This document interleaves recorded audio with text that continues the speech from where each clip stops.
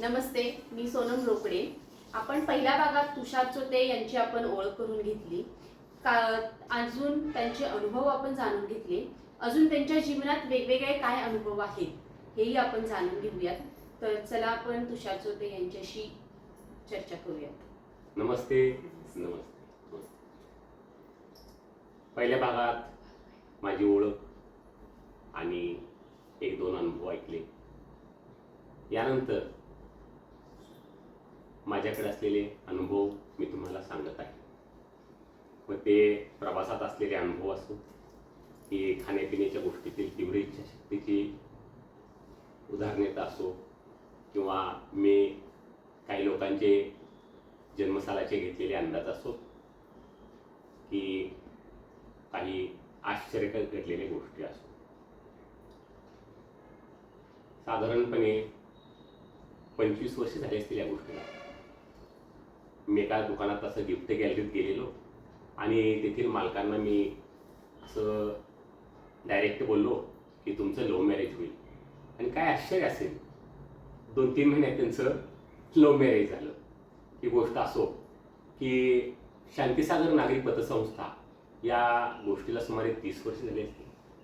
त्यामधील ठेव ठेवलेली असो, त्यामधील मी ठेव काढल्यानंतर दुसऱ्याच दिवशी पतसंस्था बंद पडते. हा काय योगायोग असेल.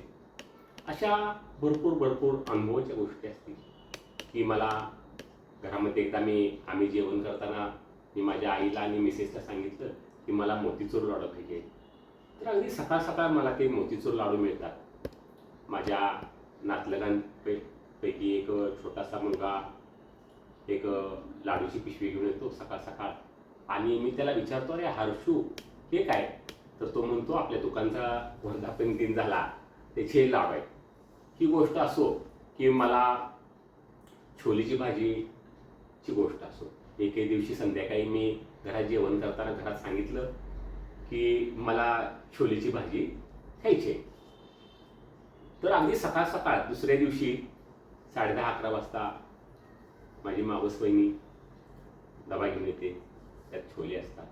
ही गोष्ट असो की प्रवासाला गेल्यानंतर मला मिळणारी बेसनची पोळी. साधारण 5-6 वर्षापूर्वी पुण्याला जाताना घरात एकदा संध्याकाळी सांगितलं की उद्या मी पुण्याला जाणार आहे आणि मी प्रवासात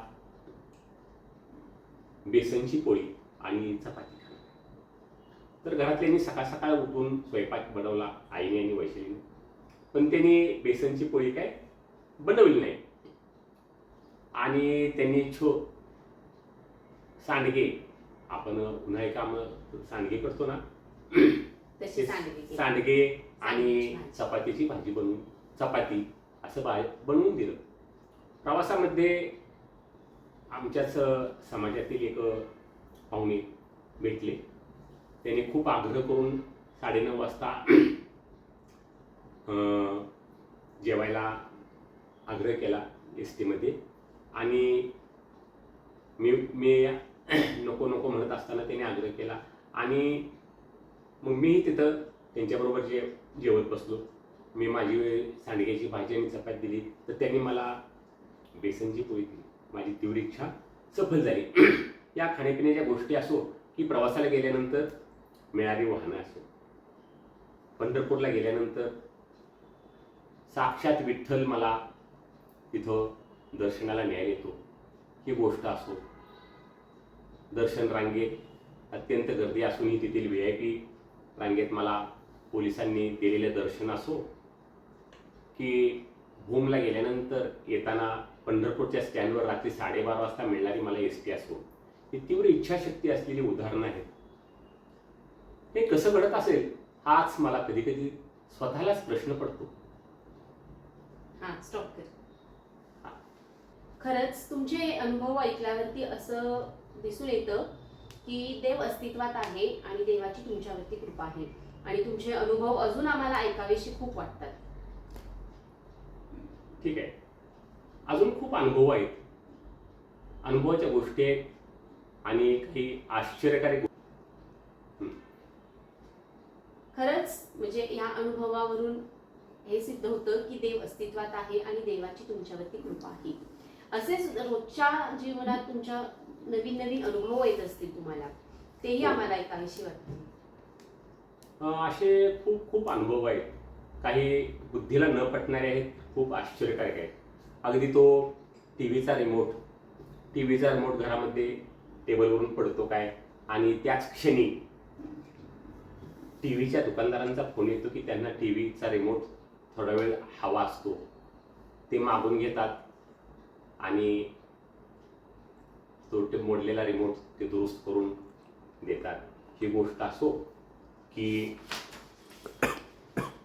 वैशालीनं एका संकष्टीच्या दिवशी केळी असो, त्याची 40 रुपये डझनची किंमत असो, की गारडीचा विकास चव्हाण नावाचा मुलगा असो, त्याचं 2000 सालचा जन्म मी ओळखतो, ही गोष्ट असो, की खेरडा वांगीचे प्रदीप सूर्यवंशी हे पहिल्यांदाच माझ्या दुकानात येतात आणि मी त्यांना सांगतो की तुम्ही सरपंच आहात, ही गोष्ट असो, त्यांना खूप आश्चर्य वाटतं.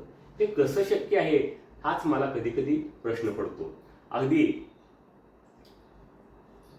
खालून दुकानावर येणारे गिराईक असो, त्याच्या मनात कोणती गोष्ट आहे हे ओळखण्याची गोष्ट असो, की एक छोटंसं बाळ 7 महिन्याचं दुकानात त्याची आई आणि वडील घेऊन येतात.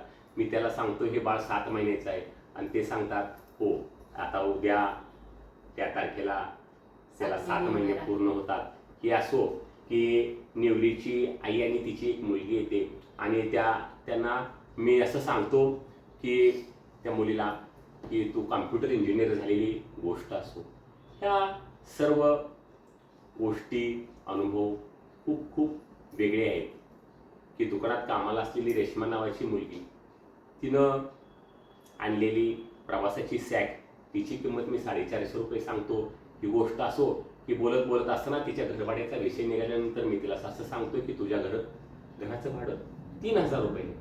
तर माझ्या मित्राच्या घरी मी एकदा गेल्यानंतर पायऱ्या चढत असताना मी त्याला असं सांगतो की तुझ्या फ्लॅटचं भाडं 5000 रुपये असो.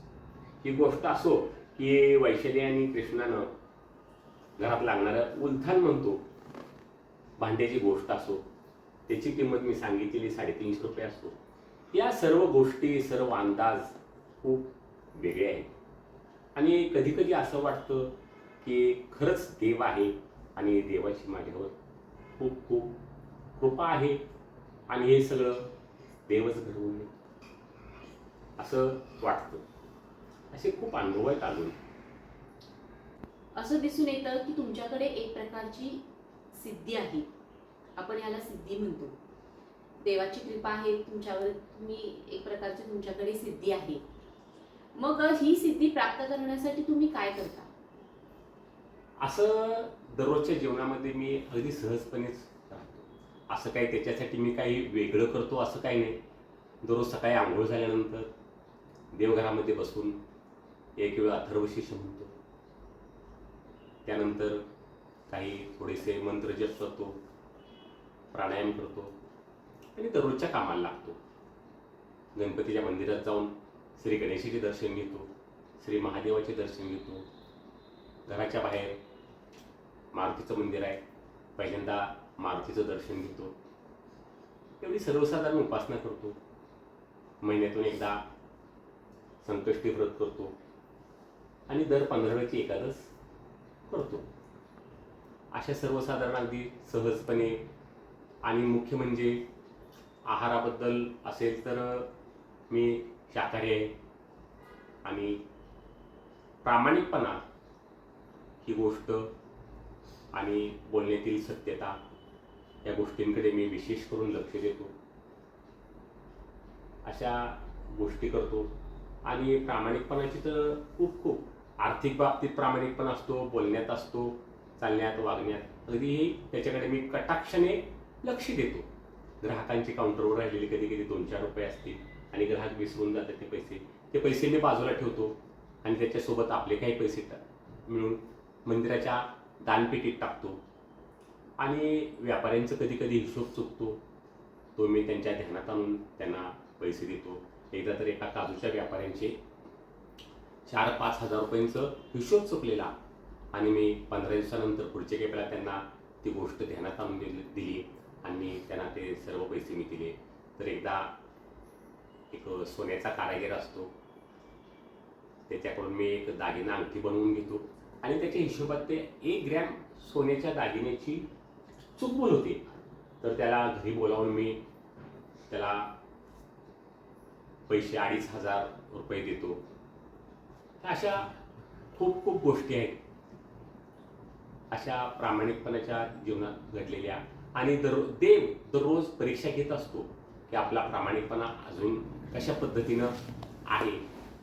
तर आहाराबद्दल खूप काळजी घेतो. 1 जानेवारी 1987 साली संकल्प करून मी शाकाहारी झालो. त्यानंतर मी आजपर्यंत पूर्णपणे शाकाहारी राहिलेलो आहे. अशा सर्वसाधारण अगदी सहजपणा जीवनात आहे अशा गोष्टी करतो. आणि मलाही कधी कधी असं वाटतं की देवाची आपल्यावर कृपा आहे, देव आपल्यासोबत आहे आणि खरोखरच देवच अशा गोष्टी घडवून आणतो. खरंच तुमचे अनुभव आश्चर्यकारक आहेत आणि आम्हाला ऐकावेसेही वाटतात आणि हे अनुभव ऐकून आम्हाला आनंदही होतो. असेच नवीन व्हिडिओ ऐकण्यासाठी, त्यांचे नवीन अनुभव ऐकण्यासाठी आणि जुनेही अनुभव ऐकण्यासाठी तुम्ही यूट्यूबला जाऊन तुषार चोते हे नावाचं चॅनेल आहे, ते तुम्ही सर्च करा, सबस्क्राईब करा, लाईक करा आणि शेअर करा. धन्यवाद. धन्यवाद. धन्यवाद. धन्यवाद.